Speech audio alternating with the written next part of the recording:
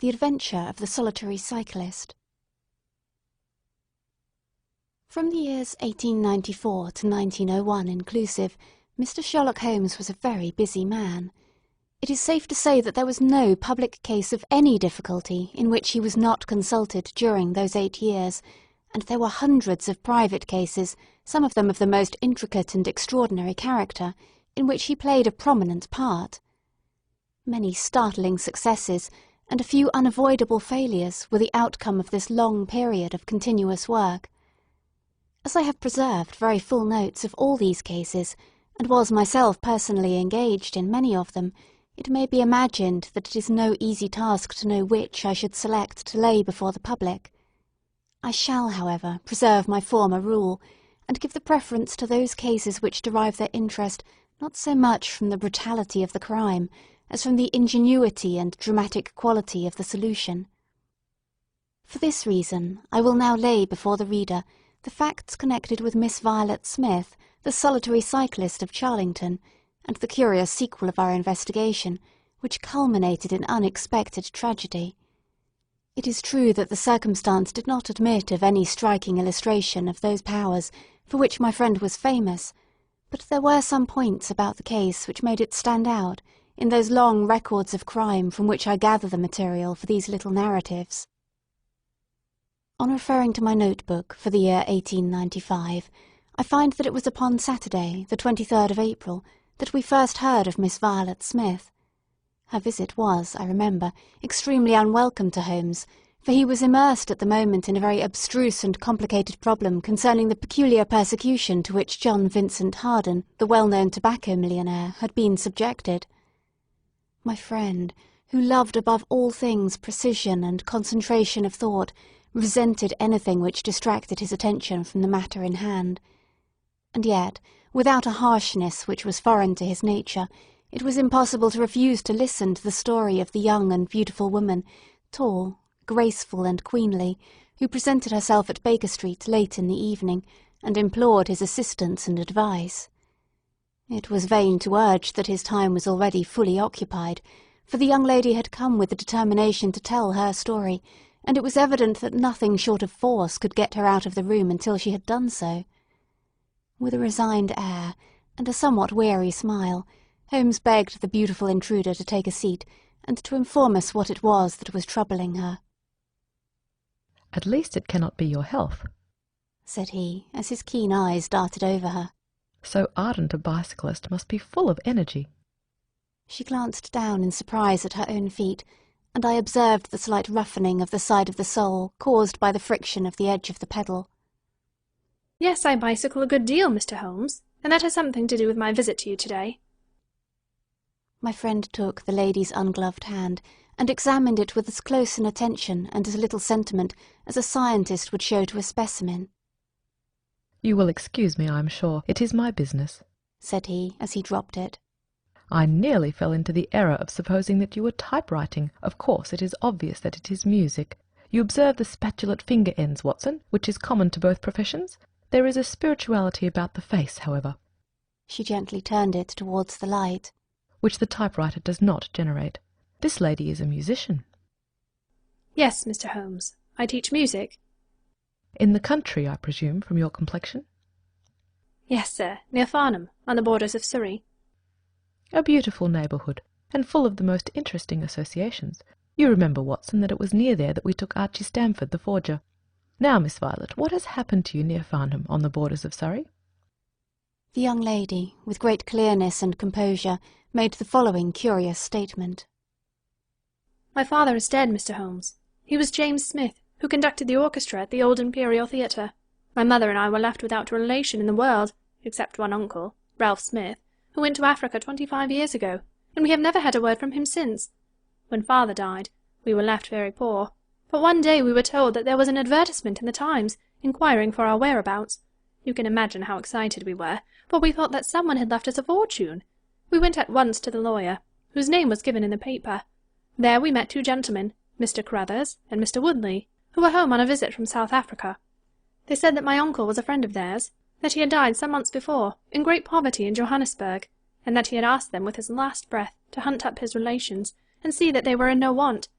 It seemed strange to us that Uncle Ralph, who took no notice of us when he was alive, should be so careful to look after us when he was dead. But Mr. Crothers explained that the reason was that my uncle had just heard of the death of his brother, and so felt responsible for our fate. "Excuse me," said Holmes. "When was this interview?" "Last December, 4 months ago." "Pray proceed." "Mr. Woodley seemed to me to be a most odious person. He was forever making eyes at me, a coarse, puffy-faced, red-moustached young man, with his hair plastered down on each side of his forehead. I thought that he was perfectly hateful, and I was sure that Cyril would not wish me to know such a person." "Oh, Cyril is his name," said Holmes, smiling. The young lady blushed and laughed. "Yes, Mr. Holmes, Cyril Morton, an electrical engineer, and we hope to be married at the end of the summer. Dear me, how did I get talking about him? What I wished to say was that Mr. Woodley was perfectly odious, but that Mr. Crothers, who was a much older man, was more agreeable. He was a dark, sallow, clean-shaven, silent person, but he had polite manners and a pleasant smile. He inquired how we were left, and on finding that we were very poor, he suggested that I should come and teach music to his only daughter, aged 10. I said that I did not like to leave my mother, on which he suggested that I should go home to her every week-end, and he offered me 100 a year, which was certainly splendid pay. So it ended by my accepting, and I went down to Chiltern Grange, about 6 miles from Farnham. Mr. Crothers was a widower, but he had engaged a lady housekeeper, a very respectable elderly person, called Mrs. Dixon, to look after his establishment. The child was a dear, and everything promised well. Mr. Crothers was very kind and very musical, and we had most pleasant evenings together. Every week-end I went home to my mother in town. The first flaw in my happiness was the arrival of the red-moustached Mr. Woodley. He came for a visit of a week, and it seemed 3 months to me. He was a dreadful person, a bully to everyone else, but to me something infinitely worse. He made odious love to me, boasted of his wealth, said that if I married him I could have the finest diamonds in London, and finally, when I would have nothing to do with him, he seized me in his arms one day after dinner, he was hideously strong, and swore that he would not let me go until I had kissed him. Mr. Crothers came in and tore him from me, on which he turned upon his own host, knocking him down and cutting his face open. That was the end of his visit, as you can imagine. Mr. Crothers apologized to me next day, and assured me that I should never be exposed to such an insult again. I have not seen Mr. Woodley since. And now, Mr. Holmes, I come at last to the special thing which has caused me to ask your advice today. You must know that every Saturday forenoon I ride on my bicycle to Farnham Station, in order to get the 12:22 to town. The road from Chiltern Grange is a lonely one, and at one spot it is particularly so, for it lies for over a mile between Charlington Heath upon one side and the woods which lie round Charlington Hall upon the other. You cannot find a more lonely tract of road anywhere, and it is quite rare to meet so much as a cart or a peasant until you reach the high road near Crooksbury Hill. 2 weeks ago I was passing this place, when I chanced to look back over my shoulder, and about 200 yards behind me I saw a man, also on a bicycle. He seemed to be a middle-aged man, with a short dark beard. I looked back before I reached Farnham, but the man was gone, so I thought no more about it. But you can imagine how surprised I was, Mr. Holmes, when on my return on the Monday I saw the same man on the same stretch of road. My astonishment was increased when the incident occurred again, exactly as before, on the following Saturday and Monday. He always kept his distance, and did not molest me in any way, but still it certainly was very odd. I mentioned it to Mr. Crothers, who seemed interested in what I had said, and told me that he had ordered a horse and trap, so that in future I should not pass over these lonely roads without some companion. The horse and trap were to have come this week, but for some reason they were not delivered, and again I had to cycle to the station. That was this morning. You can think that I looked out when I came to Charlington Heath, and there, sure enough, was the man, exactly as he had been the 2 weeks before. He always kept so far from me that I could not clearly see his face, but it was certainly someone whom I did not know. He was dressed in a dark suit with a cloth cap. The only thing about his face that I could clearly see was his dark beard. Today I was not alarmed, but I was filled with curiosity, and I determined to find out who he was and what he wanted. I slowed down my machine, but he slowed down his. Then I stopped altogether, but he stopped also. Then I laid a trap for him. There was a sharp turning of the road, and I pedalled very quickly round this, and then I stopped and waited. I expected him to shoot round and pass me before he could stop, but he never appeared. Then I went back and looked round the corner. I could see a mile of road, but he was not on it. To make it the more extraordinary, there was no side road at this point down which he might have gone. Holmes chuckled and rubbed his hands. "This case certainly presents some features of its own," said he. How much time elapsed between your turning the corner and your discovery that the road was clear? 2 or 3 minutes. Then he could not have retreated down the road, and you say there are no side roads? None. Then he certainly took a footpath on one side or the other. It could not have been on the side of the heath, or I should have seen him. So, by the process of exclusion, we arrive at the fact that he made his way toward Charlington Hall, which, as I understand, is situated on its own grounds on one side of the road. Anything else? Nothing, Mr. Holmes, save that I was so perplexed that I felt I should not be happy until I had seen you and had your advice. Holmes sat in silence for some little time. Where is the gentleman to whom you are engaged? He asked at last. He is in the Midland Electrical Company, at Coventry. He would not pay you a surprise visit? Oh, Mr. Holmes, as if I should not know him! Have you any other admirers? Several before I knew Cyril. And since? There was this dreadful man Woodley, if you call him an admirer. No one else? Our fair client seemed a little confused. Who was he? Asked Holmes. Oh, it may be a mere fancy of mine, but it had seemed to me sometimes that my employer, Mr. Krause, takes a great deal of interest in me. We are thrown rather together. I play his accompaniments in the evening. He has never said anything. He is a perfect gentleman. But a girl always knows. Ha! Holmes looked grave. What does he do for a living? He is a rich man. No carriages or horses? Well, at least he is fairly well-to-do, but he goes into the city 2 or 3 times a week. He is deeply interested in South African gold shares. You will let me know any fresh development, Miss Smith. I am very busy just now, but I will find time to make some inquiries into your case. In the meantime, take no step without letting me know. Good-bye, and I trust that we shall have nothing but good news from you. It is part of the settled order of nature that such a girl should have followers, said Holmes as he pulled at his meditative pipe. But for choice, not on bicycles in lonely country roads. Some secretive lover beyond all doubt, but there are curious and suggestive details about the case, Watson. That he should appear only at that point. Exactly. Our first effort must be to find out who are the tenants of Charlington Hall. Then again, how about the connection between Carruthers and Woodley, since they appear to be men of such a different type? How came they both to be so keen upon looking up Ralph Smith's relations? One more point. What sort of ménage is it which pays double the market price for a governess but does not keep a horse, though 6 miles from the station? Odd, Watson, very odd. You will go down?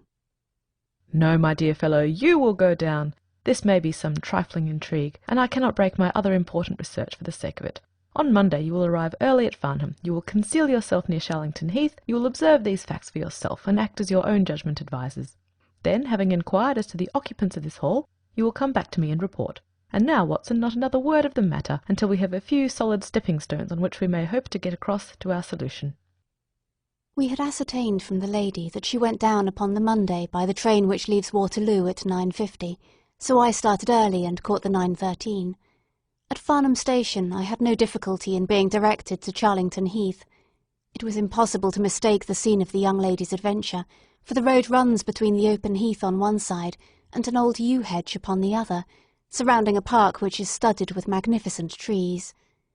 There was a main gateway of lichen-studded stone, each side pillar surmounted by mouldering heraldic emblems, but besides this central carriage drive I observed several points where there were gaps in the hedge and paths leading through them. The house was invisible from the road, but the surroundings all spoke of gloom and decay. The heath was covered with golden patches of flowering gorse, gleaming magnificently in the light of the bright spring sunshine. Behind one of these clumps I took up my position, so as to command both the gateway of the hall and a long stretch of the road upon either side. It had been deserted when I left it, but now I saw a cyclist riding down it from the opposite direction to that in which I had come. He was clad in a dark suit, and I saw that he had a black beard. On reaching the end of the Charlington grounds, he sprang from his machine and led it through a gap in the hedge, disappearing from my view. A quarter of an hour passed, and then a second cyclist appeared. This time it was the young lady coming from the station. I saw her look about her as she came to the Charlington hedge. An instant later the man emerged from his hiding-place, sprang upon his cycle, and followed her. In all the broad landscape Those were the only moving figures, the graceful girl sitting very straight upon her machine, and the man behind her bending low over his handlebar, with a curiously furtive suggestion in every movement. She looked back at him and slowed her pace. He slowed also. She stopped. He at once stopped too, keeping 200 yards behind her. Her next movement was as unexpected as it was spirited. She suddenly whisked her wheels round and dashed straight at him. He was as quick as she, however, and darted off in desperate flight. Presently she came back up the road again, her head haughtily in the air, not deigning to take any further notice of her silent attendant. He had turned also, and still kept his distance until the curve of the road hid them from my sight. I remained in my hiding-place, and it was well that I did so, for presently the man reappeared, cycling slowly back. He turned in at the hall gates and dismounted from his machine. For some minutes I could see him standing among the trees. His hands were raised, and he seemed to be settling his necktie. Then he mounted his cycle and rode away from me down the drive towards the hall. I ran across the heath and peered through the trees. Far away I could catch glimpses of the old grey building with its bristling Tudor chimneys, but the drive ran through a dense shrubbery, and I saw no more of my man. However, it seemed to me that I had done a fairly good morning's work, and I walked back in high spirits to Farnham. The local house agent could tell me nothing about Charlington Hall, and referred me to a well-known firm in Pall Mall. There I halted on my way home, and met with courtesy from the representative. No, I could not have Charlington Hall for the summer. I was just too late. It had been let about a month ago. Mr. Williamson was the name of the tenant. He was a respectable, elderly gentleman. The polite agent was afraid he could say no more, as the affairs of his clients were not matters which he could discuss. Mr. Sherlock Holmes listened with attention to the long report which I was able to present to him that evening, but it did not elicit that word of curt praise which I had hoped for and should have valued. On the contrary, his austere face was even more severe than usual, as he commented upon the things that I had done and the things that I had not. Your hiding-place, my dear Watson, was very faulty. You should have been behind the hedge, then you would have had a close view of this interesting person. As it is, you are some hundreds of yards away, and can tell me even less than Miss Smith. She thinks she does not know the man. I am convinced she does. Why otherwise should he be so desperately anxious that she should not get so near him as to see his features? You describe him as bending over the handlebar. Concealment again, you see. You really have done remarkably badly. He returns to the house, and you want to find out who he is. You come to a London house agent. "What should I have done?" I cried with some heat. Gone to the nearest public house. That is the centre of country gossip. They would have told you every name, from the master to the scullery maid. Williamson? It conveys nothing to my mind. If he is an elderly man, he is not this active cyclist who sprints away from that young lady's athletic pursuit. What have we gained by your expedition? The knowledge that the girl's story is true? I never doubted it.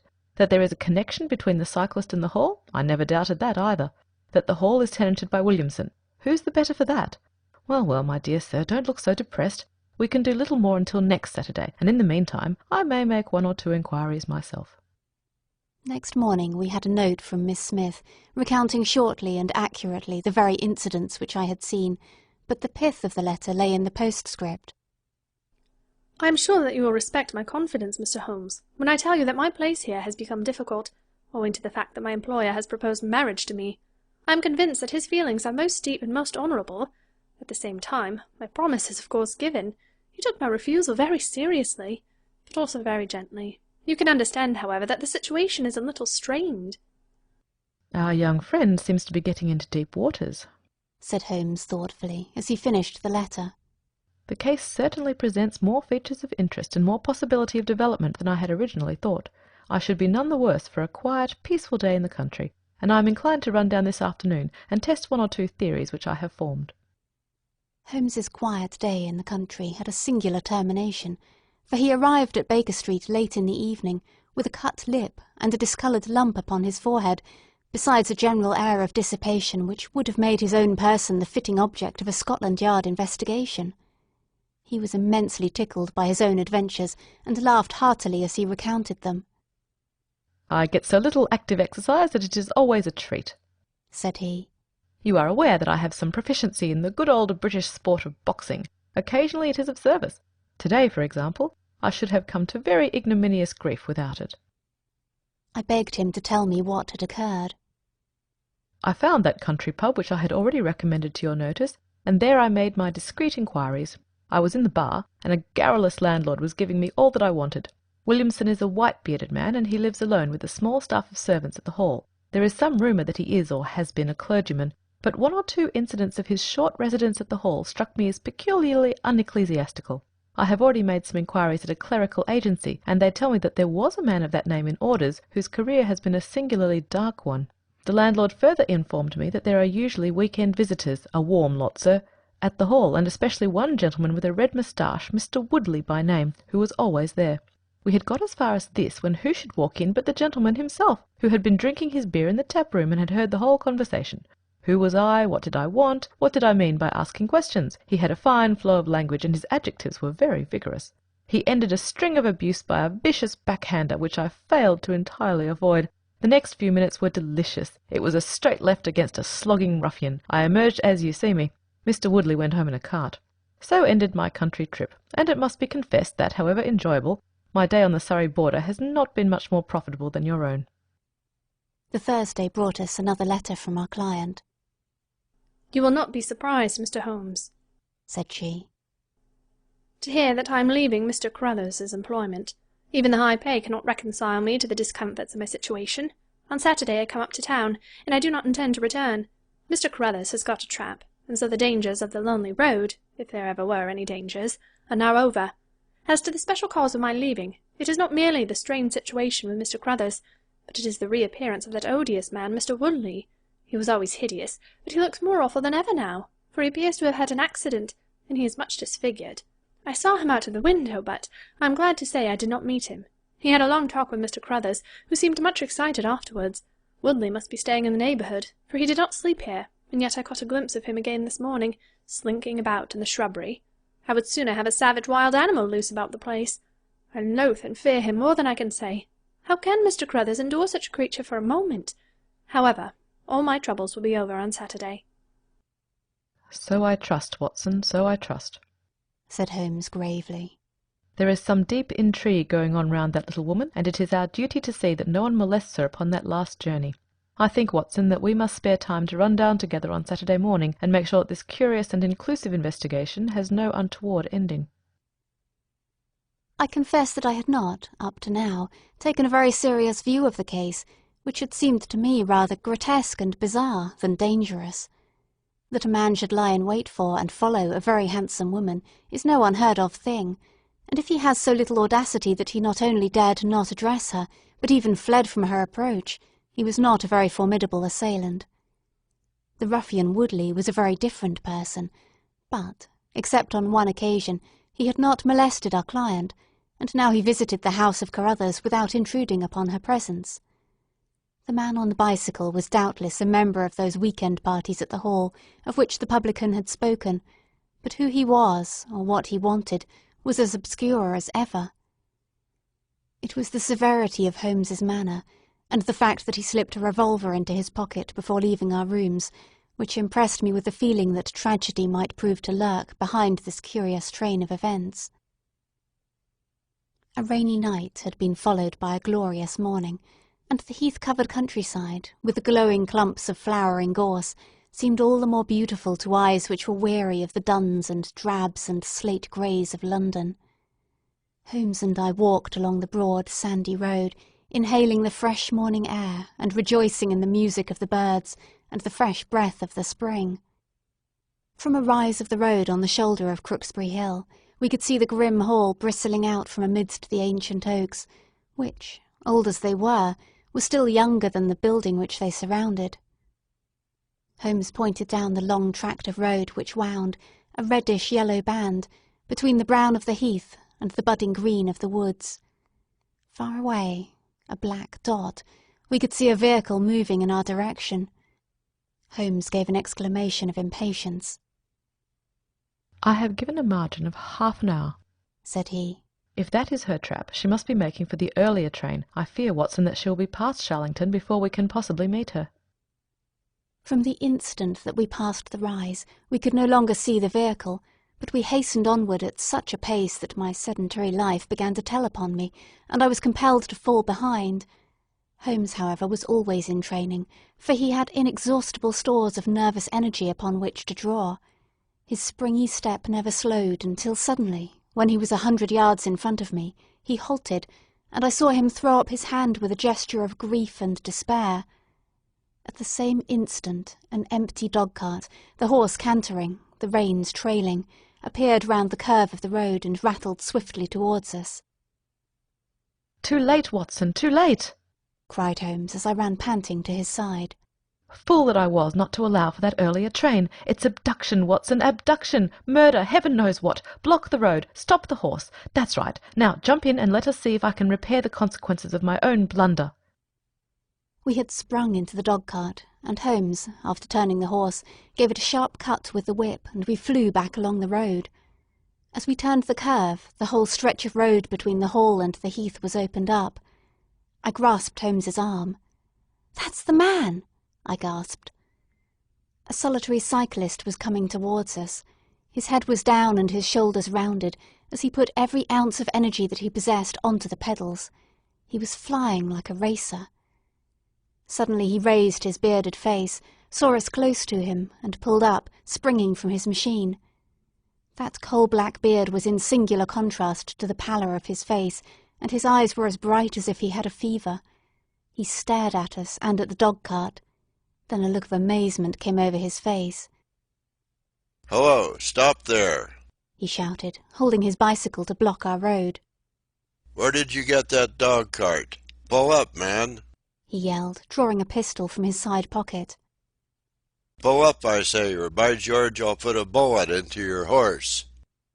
Holmes threw the reins into my lap and sprang down from the cart. "You're the man we want to see. Where is Miss Violet Smith?" he said in his quick, clear way. "That's what I'm asking you. You're in her dog-cart. You ought to know where she is." "We met the dog-cart on the road. There was no one in it. We drove back to help the young lady." Good Lord, what shall I do?" cried the stranger in an ecstasy of despair. "They've got her, that hellhound Woodley and the blackguard parson. Come, man, come, if you are really her friend. Stand by me and we'll save her, if I have to leave my carcass in Charlington Wood." He ran distractedly, his pistol in his hand, towards a gap in the hedge. Holmes followed him, and I, leaving the horse grazing beside the road, followed Holmes. "This is where they came through," said he, pointing to the marks of several feet upon the muddy path. "Hello, stop a minute. Who's this in the bush?" It was a young fellow about 17, dressed like an ostler, with leather cords and gaiters. He lay upon his back, his knees drawn up, a terrible cut upon his head. He was insensible, but alive. A glance at his wound told me that it had not penetrated the bone. "That's Peter, the groom," cried the stranger. "He drove her. The beasts have pulled him off and clubbed him. Let him lie, we can't do him any good, but we may save her from the worst fate that can befall a woman." We ran frantically down the path which wound among the trees. We had reached the shrubbery which surrounded the house when Holmes pulled up. "They didn't go to the house. Here are their marks on the left, here beside the laurel bushes. Ah, I said so." As he spoke, a woman's shrill scream, a scream which vibrated with a frenzy of horror, burst from the thick green clump of bushes in front of us. It ended suddenly on its highest note with a choke and a gurgle. This way, they are in the bowling alley," cried the stranger, darting through the bushes. "Ah, the cowardly dogs. Follow me, gentlemen. Too late, by the living jingo." We had broken suddenly into a lovely glade of greensward surrounded by ancient trees. On the farther side of it, under the shadow of a mighty oak, there stood a singular group of 3 people. One was a woman, our client, drooping and faint, a handkerchief round her mouth. Opposite her stood a brutal, heavy-faced, red-moustached young man, his gaitered legs parted wide, one arm akimbo, the other waving a riding-crop, his whole attitude suggestive of triumphant bravado. Between them an elderly, grey-bearded man, wearing a short surplice over a light tweed suit, had evidently just completed the wedding service, for he pocketed his prayer book as we appeared, and slapped the sinister bridegroom upon the back in jovial congratulation. "They're married!" I gasped. "Come on!" cried our guide. "Come on!" He rushed across the glade, Holmes and I at his heels. As we approached, the lady staggered against the trunk of the tree for support. Williamson, the ex-clergyman, bowed to us with mock politeness, and the bully, Woodley, advanced with a shout of brutal and exultant laughter. "You can take your beard off, Bob," said he. "I know you right enough. Well, you and your pals have just come in time for me to be able to introduce you to Mrs. Woodley." Our guide's answer was a singular one. He snatched off the dark beard which had disguised him and threw it on the ground, disclosing a long, sallow, clean-shaven face below it. Then he raised his revolver and covered the young ruffian, who was advancing upon him with his dangerous riding-crop swinging in his hand. "Yes," said our ally. "I am Bob Carruthers, and I'll see this woman righted if I have to swing for it. I told you what I'd do if you molested her, and by the Lord, I'll be as good as my word." "You're too late. She's my wife." "No, she's your widow." His revolver cracked, and I saw the blood spurt from the front of Woodley's waistcoat. He spun round with a scream and fell upon his back, his hideous red face turning suddenly to a dreadful mottled pallor. The old man, still clad in his surplice, burst into such a string of foul oaths as I have never heard, and pulled out a revolver of his own, but before he could raise it, he was looking down the barrel of Holmes's weapon. "Enough of this," said my friend coldly. "Drop that pistol. Watson, pick it up. Hold it to his head. Thank you. You, Carruthers, give me that revolver. We'll have no more violence. Come, hand it over." "Who are you, then?" "My name is Sherlock Holmes." "Good Lord!" "You have heard of me, I see. I will represent the official police until their arrival. Here, you!" he shouted to a frightened groom who had appeared at the edge of the glade. "Come here. Take this note as hard as you can ride to Farnham." He scribbled a few words upon a leaf from his notebook. "Give it to the superintendent at the police station. Until he comes, I must detain you all under my personal custody." The strong, masterful personality of Holmes dominated the tragic scene, and all were equally puppets in his hands. Williamson and Carruthers found themselves carrying the wounded Woodley into the house, and I gave my arm to the frightened girl. The injured man was laid on his bed, and at Holmes's request I examined him. I carried my report to where he sat in the old tapestry-hung dining-room, with his two prisoners before him. "He will live," said I. "What?" cried Carruthers, springing out of his chair. "I'll go upstairs and finish him first. Do you tell me that that girl, that angel, is to be tied to Roaring Jack Woodley for life?" "You need not concern yourself about that," said Holmes. "There are two very good reasons why she should under no circumstances be his wife. In the first place, we are very safe in questioning Mr. Williamson's right to solemnize a marriage." "I have been ordained," cried the old rascal. "And also unfrocked." "Once a clergyman, always a clergyman." "I think not. How about the license?" "We had a license for the marriage. I have it here in my pocket." "Then you got it by a trick. But in any case, a forced marriage is no marriage, but it is a very serious felony, as you will discover before you have finished. You'll have time to think the point out during the next 10 years or so, unless I am mistaken. As to you, Carruthers, you would have done better to keep your pistol in your pocket."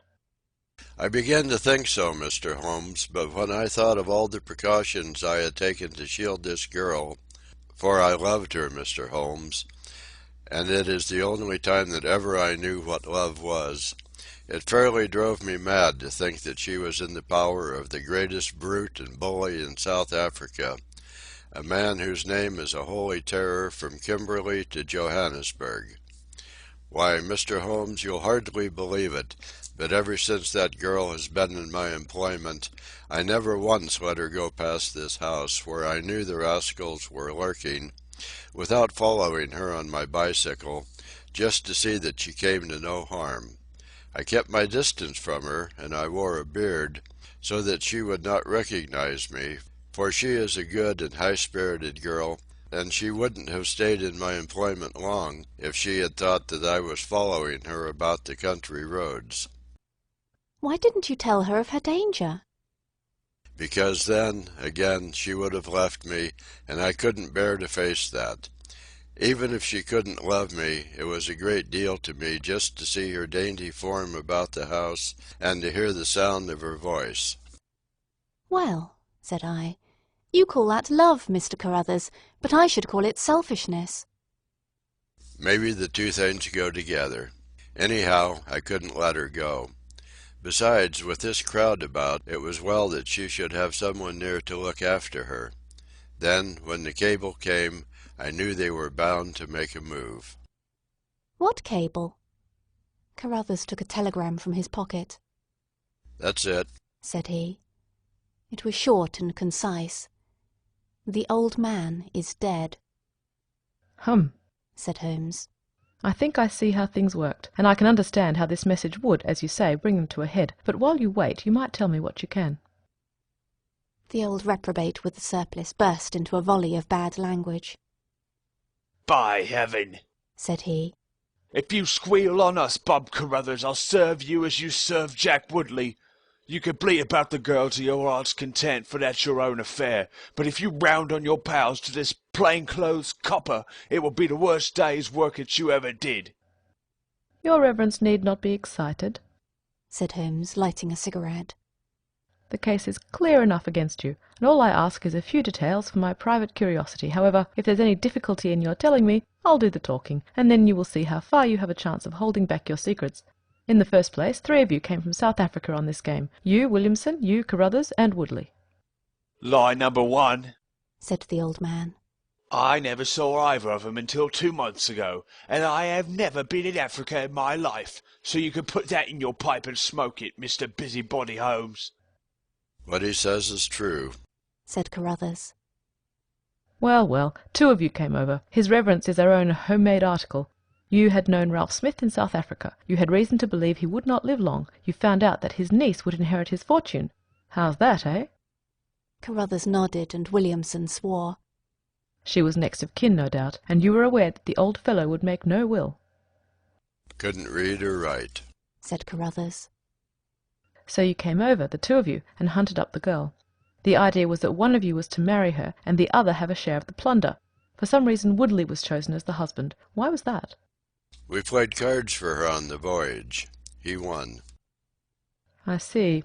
You got the young lady into your service, and there Woodley was to do the courting. She recognized the drunken brute that he was, and would have nothing to do with him. Meanwhile, your arrangement was rather upset by the fact that you had yourself fallen in love with the lady. You could no longer bear the idea of this ruffian owning her. No, by George, I couldn't. There was a quarrel between you. He left you in a rage, and began to make his own plans independently of you.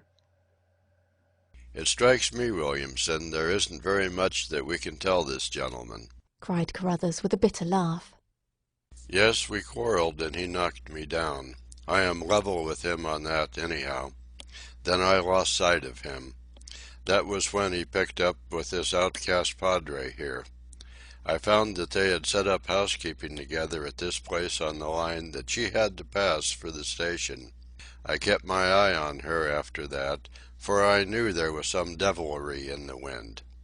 I saw them from time to time, for I was anxious to know what they were after. 2 days ago Woodley came up to my house with this cable, which showed that Ralph Smith was dead. He asked me if I would stand by the bargain. I said I would not. He asked me if I would marry the girl myself and give him a share. I said I would willingly do so, but that she would not have me. He said, let us get her married first, and after a week or 2 she may see things a bit different. I said I would have nothing to do with violence. So he went off cursing like the foul-mouthed blackguard that he was, and swearing that he would have her yet. She was leaving me this weekend, and I had got a trap to take her to the station, but I was so uneasy in my mind that I followed her on my bicycle. She had got a start, however, and before I could catch her the mischief was done. The first thing I knew about it was when I saw you 2 gentlemen driving back in her dog-cart. Holmes rose and tossed the end of his cigarette into the grate.